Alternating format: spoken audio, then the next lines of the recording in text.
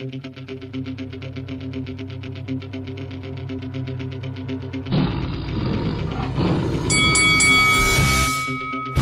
this is Carl the Cobra Frutch, and you're watching Lights Out. This is Faisal for Lights Out, proudly sponsored by Spartans Law. We're at the press conference for Lawrence Okolie's world title defence against Mckean. And on that card, making his UK debut is heavyweight Demsey Mckean. Demsey, good afternoon, mate. How are you? I'm good, mate. It's always good, doing the press conference. It's getting quite close to fight time. So a couple more days and we're in that ring doing what we do. First of all, Eddie said something up at the during the press conference to yourself that really caught my attention. The move from down under Australia to Essex. What's that been like for you? How much of an experience has it been for you? And how are you sort of handling being away from home? It's not too bad. Everyone keeps asking me if I'm missing home, missing everyone and all that. I am to a degree, but I made the move here to better my career. The boxing can't be beat. I'm excited to be in the heavyweight division. The UK heavyweights are killing the game at the moment too. So to be able to be over here mixing up, sparring with these guys, it's massive. So it's a big move. My partner is originally from West London as well, so it hasn't been too bad. She's come back over with me. She's got a lot of friends and family here too. So obviously that's made the transition a little bit easier. But I've improved so much since I've been here. In the short period of time I've been here, I literally have leveled up a lot, and I think it's going to show on Sunday, and then imagine another camp on top of that and another one. So the world's my oyster, as they say, and just can't wait for the future. The $1 million question is, would you recommend making the move from Australia to your Australian compadres down all the way to Essex?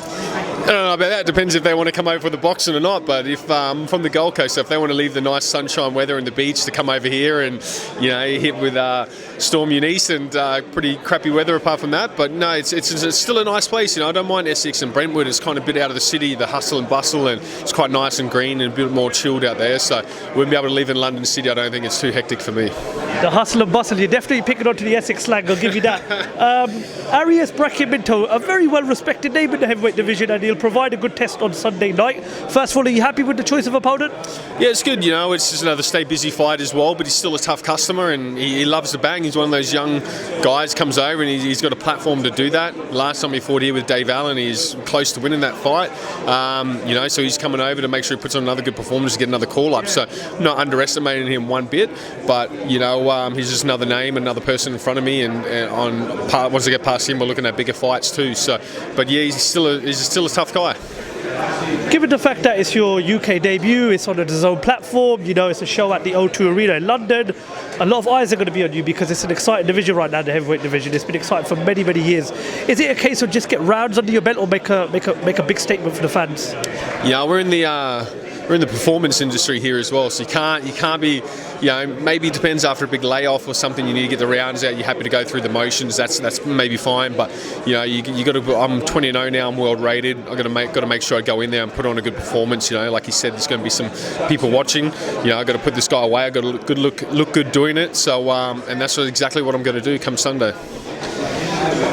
What is the plan for you this year? I know obviously you've got your first fight in the UK on Sunday night, but what are we looking at? What sort of route are you going to be looking at that will take you hopefully towards a world title shot at some point, maybe at next year or maybe at the end of the year possibly? Yeah, I think 2023 we'll be looking at contesting for a world title fight in hindsight, and realistically that's the heavyweight division is quite held up at the moment, so, and then obviously I think you got Zhang and Herkovich fighting for the eliminator soon too, so get through this next fight, maybe another one, and then we're going to be looking at a big name towards the end of the year, so whoever they throw at me, I'll be more than ready for that, and then we'll be looking at a title eliminator possibly maybe at the end of the year or possibly at the start of 2023, so that's what our plans are. We look at your side of the world, we're blessed to have good heavyweights such as yourself. There's Junior Farr, there's Joseph Parker, there's Lucas Brown. Joseph Parker's coming off the back of 2 good wins against Derek Chisora. And I've interviewed you during lockdown last year. I know how highly you've spoken of that fight. How much of a possibility is that fight, given the fact that Joseph Parker is as well over here in England, training with Tyson Fury, and obviously part of the Matchroom DAZN platform?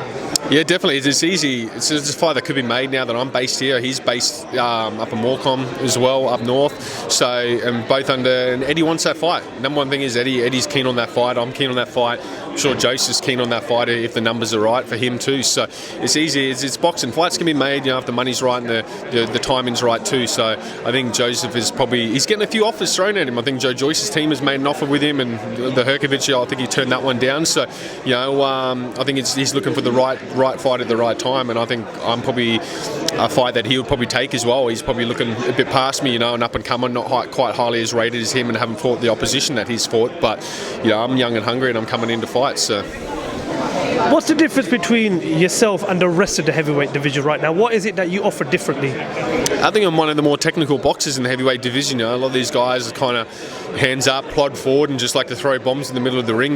But I've got the footwork, I've got the southpaw stance, I've got the fast hands, fast feet, and the boxing IQ to be able to do that too. So, and everyone loves seeing a good boxing, technical session too. Sure, everyone likes seeing the big knockouts and stuff, but they'll come, after I've worn down my opponent a bit.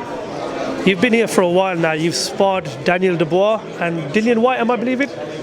Yeah, so obviously I was in the camp with AJ and then in camp with Dillon Whyte as well. And then I've been doing a lot of rounds with Daniel Dubois for this camp too, and also the Jamie TKV. He's making his pro debut out of the MTK gym as well. He's quite a good prospect coming through. He's been giving me some good rounds too. So mostly him and Daniel Dubois for this camp.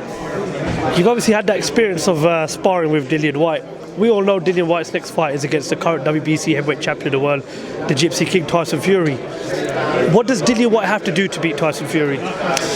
Yeah, he's got to turn up on the night. He's got to put in career best performance. Obviously, Tyson Fury is no slouch. He's probably the number one heavyweight at the moment. He's a big guy, quite fast, nimble on his feet. So I think he's got to get his timing down pat. Like Dillon is a good counter puncher, and he's got a good punch as well. So I think if he can just time those shots and probably try and target the body a little bit more. The body doesn't move as much as Tyson Fury's head, so I think he can catch it. And his heavyweight division only takes one punch. So Fury's got a good chin, but he has been down numerous times in his career as well. So it is a possibility.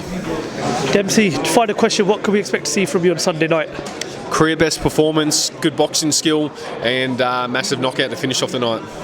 Man, Demsey, thank you very much for your time. Best of luck for Sunday night. We look forward to catch up with you soon. Cheers, mate. Thank you.